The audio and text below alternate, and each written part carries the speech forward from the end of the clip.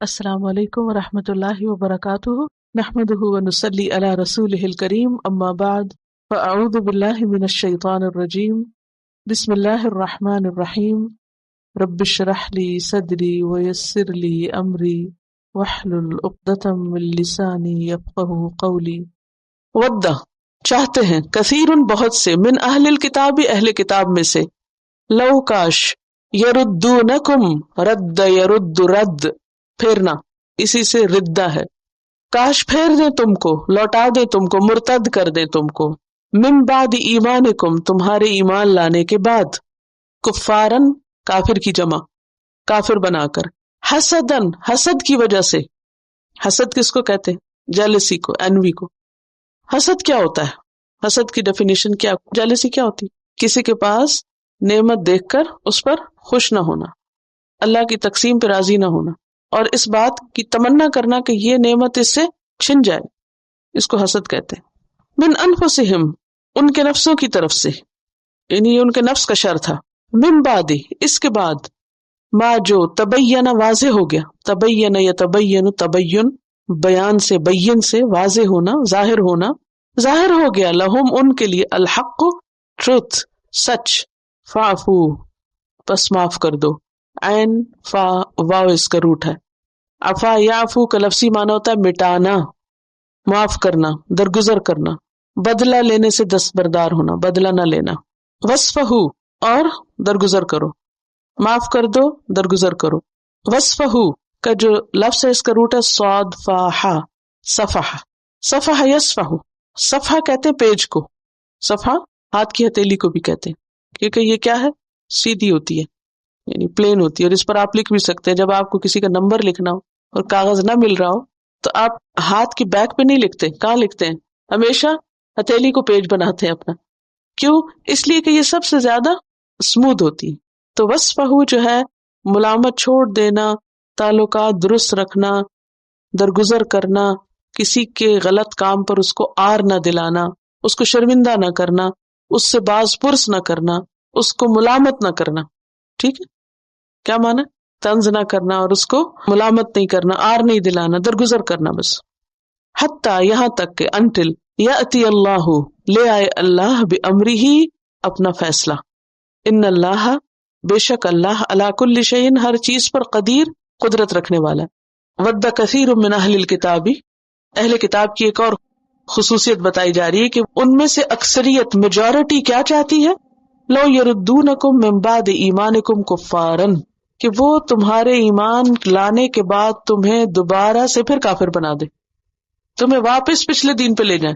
مدینہ میں یا مکہ میں جو لوگ کنورٹ ہو گئے تھے، اپنا آبائی دین چھوڑ کر مسلمان ہو گئے تھے، تو دن بدن مسلمانوں کی یہ ترقی اہل کتاب کو پسند نہیں تھی، کیونکہ وہ خود نہیں مسلمان ہوئے تھے نا، تو ان کو یہ اچھا نہیں لگتا تھا کہ کوئی اور مسلمان ہو، لہٰذا وہ طرح طرح کے فتنے چھوڑتے رہتے اور شوشے چھوڑتے رہتے۔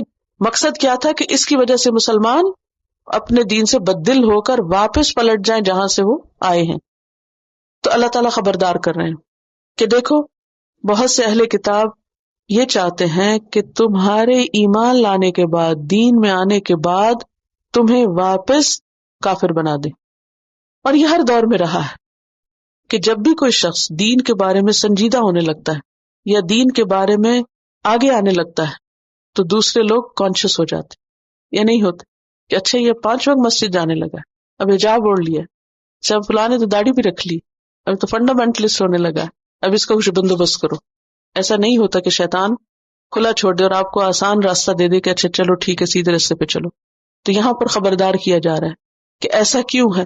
حسدا من عند انفسہم، ان کے حسد کی وجہ سے، من بعد ما تبین لہم الحق، اس کے بعد کہ ان کے لیے حق واضح ہو چکا ہے، کیونکہ نبی صلی اللہ علیہ وسلم کی آمد سے پہلے وہ انتظار میں تھے، انہیں نشانیاں پتہ تھیں، جب آپ آئے وہ پہچان بھی گئے، حق سامنے آ گیا، لیکن چونکہ ان کا خیال یہ تھا کہ نبوت ان کا قومی حق ہے، انہی کی قوم میں نبوت آنی چاہیے، جو نہیں آئی تو حسد کا شکار ہوئے، جب حسد کا شکار ہوئے تب انہیں اچھا نہیں لگتا تھا کہ کوئی اور اس حق کو قبول کرے، تو اس پر اب کیا ہے؟ مسلمانوں کو خبردار کیا جا رہا ہے کہ ایسا ہوگا۔ اچھا، جب یہ پتا چلے کسی کو کہ کوئی مجھے میرے دین سے ہٹانا چاہتا ہے یا کوئی میری نعمت مجھ سے چھیننا چاہتا ہے، کیونکہ دین تو ہمارے لیے اب کوئی بہت قیمتی چیز رہی نہیں، اس لیے اس کی مثال شاید آپ کو سمجھ نہ آئے. اگر کسی وقت آپ کو پتہ چلے کہ کوئی آپ سے آپ کی کوئی نعمت چھیننا چاہتا ہے، مثلاً آپ کے پاس قیمتی جیولری ہے یا کوئی کار ہے یا کوئی اور چیز ہے ایسی، تو جو ہی آپ کو پتہ چلے کہ کوئی شخص آپ سے حسد کر رہا ہے اس کی وجہ سے اور وہ آپ سے چھیننے کے چکر میں ہے، تو آپ کے اندر کیا خیال آئے گا؟ یہ ہو سکتا ہے ان میں سے کوئی چیز آپ کو نہ پسند ہو، کوئی چیز بھی جو آپ کو پسند ہو اور آپ کو اپنی جان سے زیادہ عزیز ہو، جب آپ کو یہ پتہ چلے کہ کوئی اور اس کو چھین رہا ہے. کسی کو اگر یہ پتہ چلے کہ کوئی عورت اس کے شوہر کے پیچھے ہے اور اس کو اپنی طرف مائل کر رہی ہے، تو اس کی بیوی کے دل میں کیا آئے گا؟ غصہ، اشتعال. جب اللہ سبحانہ تعالیٰ نے اہل ایمان کو بتا دیا کہ یہ چالیں چل رہے ہیں تمہیں تمہارے دین سے ہٹانے کے لیے، اور اس وقت کے جو مومن تھے ان کے لیے ایمان دنیا کی ہر چیز سے زیادہ قیمتی چیز تھی، تو ان کی غیرت جاگنی تھی اور وجہ بھی بتا دی گئی کہ یہ حسد کا شکار ہے. تو اب یہ کہ اشتعال آئے گا، غصہ آئے گا. جب انسان کو غصہ آتا ہے تو پھر انسان کیا کرتا ہے؟ کہاں تک جاتا ہے؟ جتنا کسی کا بس چلے.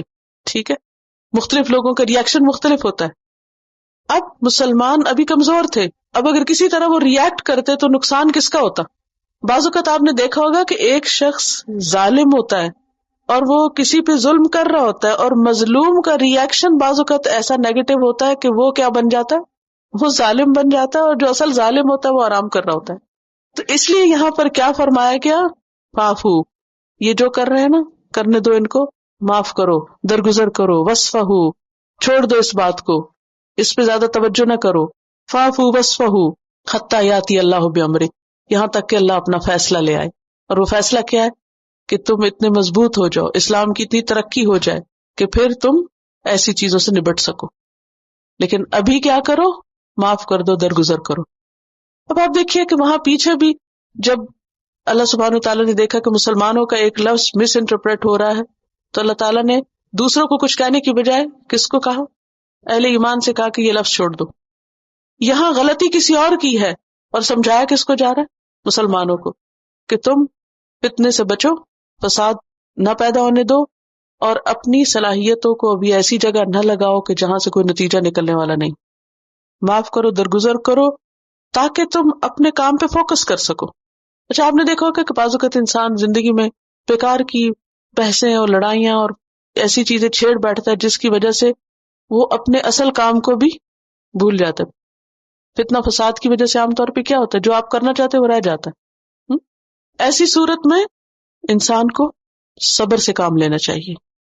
ان اللہ علی کل شیء قدیر، بے شک اللہ ہر چیز پر قادر ہے، وہ عاجز نہیں ہے، وہ تمہاری مدد کرے گا، تمہیں ترقی ہوگی، اللہ کا فیصلہ آئے گا، لیکن فی الوقت ابھی تم صبر سے کام لو. سورۃ البقرہ مدنی سورت. مکہ میں تو خیر مسلمانوں کو کیا کہا؟ اپنے ہاتھ روک کے رکھو اور صبر کرو. مسلمانوں نے مارے بھی کھائی، باتیں بھی سنی، سارا تشدد برداشت کیا اور صبر سے کام لیا. پھر مائگریٹ کیا، مائگریٹ کرنے کے بعد ایک اور جگہ مشکل پیش آ گئی. اب وہ ایک تو کھلی مخالفت تھی اور یہاں منافقت تھی اور ہڈن مخالفتیں اور طرح طرح کے پیچھے پیچھے فتنے فساد، جس کی وجہ سے بہت مشکل ہو رہی تھی. مسلمان کچھ کرنا چاہتے تھے لیکن اللہ سبحانہ تعالیٰ نے کیا فرمایا؟ فاعفو وصفحوا. کیونکہ یہ لوگ کبھی تو مشرکین کو کہتے کہ آؤ مسلمانوں کے خلاف جنگ کرو، ادھر ان کو ابھارتے، اور کبھی مسلمانوں کے اندر شکوک و شبہات پیدا کرتے، ان کے اندر مغالطے پیدا کرتے، ان کو بدظن کرتے. تو ایسے موقع پر مسلمانوں کو روک دیا گیا کہ ابھی تم اپنے آپ کو سنوارو، اپنے اخلاق کو بہتر کرو، اپنا بچاؤ اور دفاع کس طرح کرو؟ معاف کر کے اور درگزر کر کے، یہاں تک کہ اللہ تعالیٰ کوئی اور راستہ نکالے. ان اللہ علی کل شیء قدیر، بے شک اللہ ہر چیز پہ قادر ہے. سبحانک اللہم و بحمدک، نشہد ان لا الہ الا انت، نستغفرک و نتوب الیک. السلام علیکم و رحمۃ اللہ وبرکاتہ.